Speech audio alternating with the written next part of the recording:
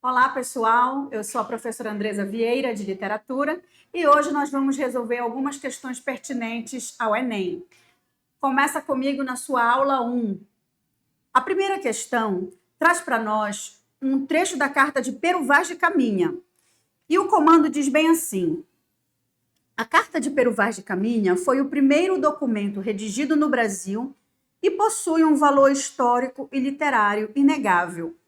Sobre a carta, é correto afirmar, então preste atenção, que aqui nesse comando da questão, em nenhum momento ele pediu para você saber a respeito do quinhentismo, que é o contexto histórico, mas é bom que você saiba. A questão é meramente de interpretação textual. Então, a partir do comando, leia sempre primeiro o comando, você vai resolver a questão. Ora, ele diz, a respeito da carta de Pero Vaz, que foi o primeiro documento redigido no Brasil, que possui um valor histórico e literário inegável. Sobre essa carta, o que é correto a gente afirmar? Repara que a carta de Pero Vaz, você já tem um conhecimento prévio que você adquiriu ao longo de todo o seu momento estudantil. Então, você, na verdade, nem precisa gastar tanto tempo se debruçando sobre esse texto que é bastante grande, tá? Você pode ler, sim, mas eu aconselho você ser mais objetivo e já começar observando as alternativas. Então, na alternativa da letra A, ele diz assim, ela foi escrita por Pedro Álvares Cabral. Mas como Pedro Álvares Cabral? Se está dizendo lá que é Pero Vaz de Caminha, não teria como você marcar a letra A, né? Aí você já sabe que a letra A está completamente absurda. Letra B. O intuito era descrever sobre o novo local encontrado pelos portugueses. Letra B é o nosso gabarito. Você lembra que a carta de Pero Vaz foi construída a partir daquilo que o colonizador viu nas nossas terras. Então, ele descreve o que ele encontrou de riquezas, os habitantes, como era a terra. A gente já tem esse conhecimento prévio sem precisar ler o texto. Mas caso você queira ler, ele começa dizendo assim: mostraram-lhes um papagaio pardo que o capitão traz consigo. Tomaram-no logo na mão e acenaram para a terra, como se os houvesse ali. Mostraram-lhes um carneiro, olha só, então ele vai mostrando tudo aquilo que apareceu diante deles, diante dos portugueses. Depois, lá para baixo, ele fala, deram-lhes ali de comer pão e peixe cozido, olha, os costumes, o que eles gostavam de comer. Então, ele vem, na verdade, descrevendo o que foi essa nova terra que eles encontraram, né? Então, o intuito que eles tinham realmente era descrever sobre o novo local encontrado pelos portugueses. A letra C está errada porque ela não foi redigida em versos, já que ela é uma carta, ela é feita em prosa, né?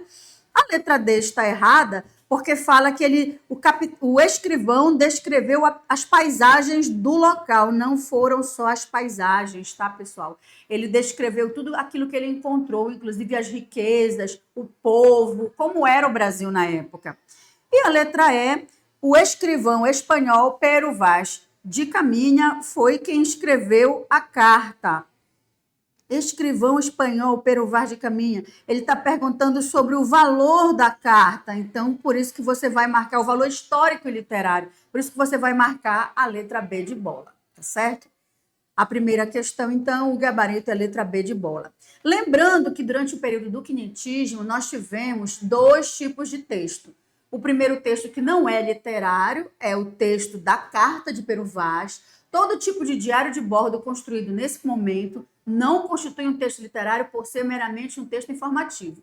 Enquanto que os textos dos jesuítas, os textos ligados à questão da catequização dos indígenas, esses textos, sim, possuem teor literário, eles trazem para a gente, inclusive, o teatro pedagógico, tá? De ensinamento dos valores cristãos para esses povos, certo? Então, se de repente cair para você analisar em alguma questão essa diferenciação entre texto literário e texto não literário, você já sabe. Se for algum diário de bordo ou a carta de Pero Vaz, não é um texto literário, é meramente um texto informativo. Se for um texto do padre Manuel da Nóbrega, do padre Anchieta, se for algum texto em versos, inclusive, você já vai perceber, se houver a subjetividade, você já vai perceber que aí sim nós temos um texto literário. Adiante. Vamos para a segunda questão. Na nossa segunda questão, ele pergunta sobre o Brasil colonial. Nós temos um texto do padre Manuel da Nóbrega, certo? Nesse texto, nós vamos ver uma análise do padre Manuel da Nóbrega sobre o que ele encontrou aqui no Brasil durante o período do descobrimento, entre aspas, tá? Então, o texto escrito no Brasil colonial, a gente vai precisar ler o texto para poder resolver a questão.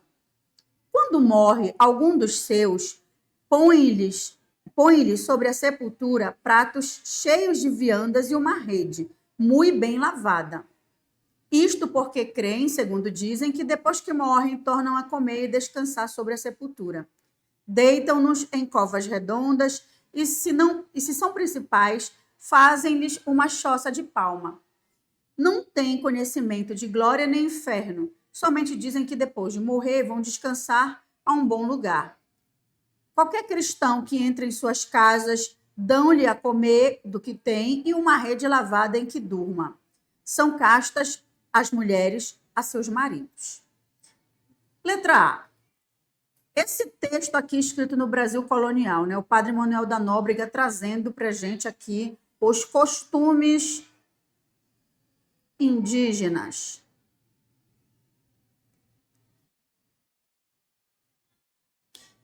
Eles pertencem a um conjunto de documentos da tradição histórico-literária brasileira, cujo objetivo principal era apresentar à metrópole as características da colônia recém-descoberta. Facílimo que é a letra A, né, gente?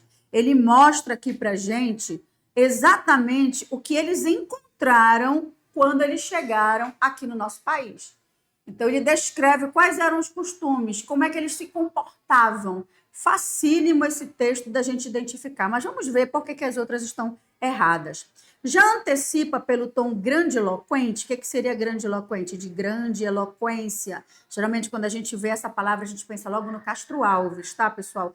De sua linguagem, a concepção idealizadora que os românticos brasileiros tiveram do indígena, em nenhum momento ele está idealizando os indígenas. Ele está apenas descrevendo aquilo que ele viu, tá? Então, não pode ser a letra B, porque ele não está idealizando nada.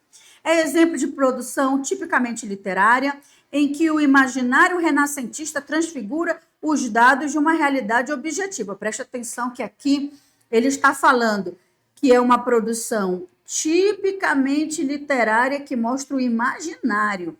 Aqui nós não estamos mostrando o imaginário de nada, nós estamos mostrando a realidade do que viviam esses povos, tá? Então, está errada a letra C. É exemplo característico do estilo Arcade, não é estilo Arcade, a gente sabe que o arcadismo só vai acontecer quando? No século XVIII, período do iluminismo, inclusive, tá? E esse texto, se ele é um texto do Brasil colonial, se ele é um texto do padre Manuel da Nóbrega, obviamente ele está ligado ao quinhentismo, ou seja, século XVI. Letra E. Insere-se num gênero literário específico, introduzindo nas terras americanas por padres jesuítas, com o objetivo de catequizar os indígenas brasileiros. Aqui ele não falou nada de catequese, tá? Por isso, não pode ser a letra E. Próxima questão. Vamos para o padre Antônio Vieira. Padre Antônio Vieira aqui, o mestre do período barroco. Falou de padre Antônio Vieira, você tem que lembrar que ele é do barroco. Aí nós temos um texto e ele pergunta, essa passagem do texto faz referência a um traço da linguagem barroca. No próprio comando da questão, é bom que se veja que ele já deu a resposta. Ele já disse que é do período barroco. O que a gente vai encontrar no período barroco? Opa, cuidado! As alternativas parecem muito próximas umas das outras, né? Bom, o que ele fala aqui, o padre Antônio Vieira? Quando jovem, Antônio Vieira acreditava nas palavras, especialmente nas que eram ditas com fé. No entanto, todas as palavras que ele dissera nos púlpitos, nas salas de aula, nas reuniões, nas catequeses, nos corredores, nos ouvidos dos reis, clérigos, inquisidores, duques, marqueses, ouvidores, governadores, ministros, presidentes, rainhas, príncipes indígenas, desses milhões de palavras ditas com esforço de pensamento. Aqui uma palavra-chave, né? Palavra-chave aqui, pensamento. Poucas ou nenhuma delas havia surtido efeito. O mundo continuava exatamente o de sempre, o homem igual a si mesmo. Então, repare, se o padre Antônio Vieira, ele busca mais a questão do esforço do pensamento, a gente já não vai utilizar algumas alternativas aqui, tá? Então, a gente vai imediatamente atrás de onde está escrito o conceptismo. Certo? Conceptismo, que é o oposto do cultismo. É diferente de cultismo. O que seria isso no barroco? O conceptismo tem a ver com as ideias, com tudo aquilo que é usado na argumentação para convencer o leitor ou o ouvinte, enquanto que o cultismo tem a ver com a forma. A forma do poema, por exemplo, ou a forma física, né, daquilo que está sendo exposto. Ou seja, a questão ligada àquilo que você enxerga no poema, os versos decassílabos, o fato de ser um soneto, as palavras rebuscadas, tudo aquilo que enfeita o poema a gente chama de cultismo. O padre Antônio Vieira não é adepto do cultismo, tá, pessoal? Muito pelo contrário, ele nem gostava de usar palavras tão rebuscadas. Ele tem, inclusive, alguns sermões nos quais ele critica esse uso exagerado ligado à linguagem. Então, você vai buscar onde é que está conceptismo. Você vai ver, você vai ficar entre a letra D e a letra E. Mas a letra D diz que o conceptismo é caracterizado pelo vocabulário preciosista e pela exploração de aliterações. Isso aqui é uma característica do cultismo, não do conceptismo. Você, então, vai marcar a letra E.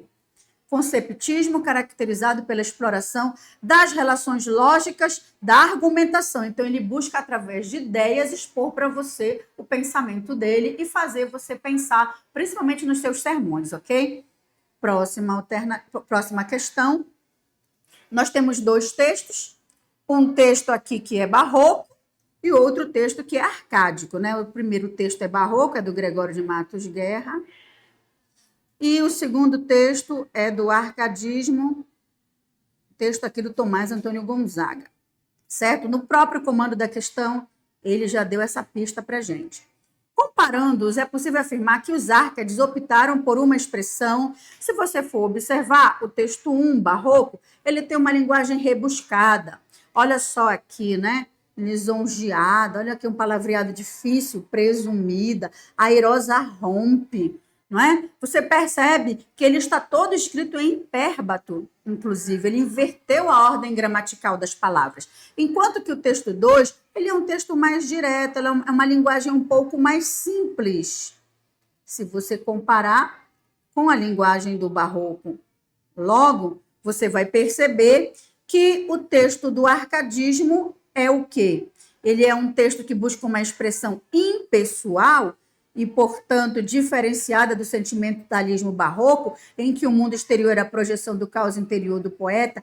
Bom, aqui ele não está mostrando essa impessoalidade, tá? Ele está falando, inclusive, dele mesmo, olha, depois que nos ferir a mão da morte, né? Então, ele não está sendo impessoal. Porém, você observa que o texto Arcade é muito mais simples de você compreender a sua mensagem. Como ele fala aqui, ó. Texto 1. É a vaidade, Fábio, nesta vida rosa, que da manhã lisonjeada, púrpuras mil, com ambição dourada, airosa rompe, arrasta presumida. Você provavelmente nem compreendeu o que ele está dizendo, porque ele está utilizando aqui o hipérbato. Mas traduzindo, ele está querendo dizer que ele está falando para o Fábio, né? Que a vida é a vaidade, é como se fosse uma rosa que de manhã desabrocha e mais tarde ela é arrastada, ou seja, ela morre. Você lembra que no período barroco eles costumam utilizar elementos da natureza, no caso aqui a rosa, por exemplo, eles costumam usar os elementos da natureza para mostrar a brevidade da vida, tá certo? Texto 2, ele é muito mais simplório, ele é em ordem direta, inclusive as palavras são mais simples. Reparem, depois que nos ferir a mão da morte, ou seja, neste monte ou noutra serra, nossos corpos terão a sorte de consumir os dois a mesma terra. Ou seja, você não teve dúvida que ele estava falando a respeito da passagem do tempo. Logo, você vai marcar a letra B de bola, que diz que a expressão do arcadismo é despojada das ousadias sintáticas da estética anterior, no caso barroco, com predomínio da ordem direta, não é o hipérbato, e de vocábulos de uso corrente, né, palavras mais comuns, ok?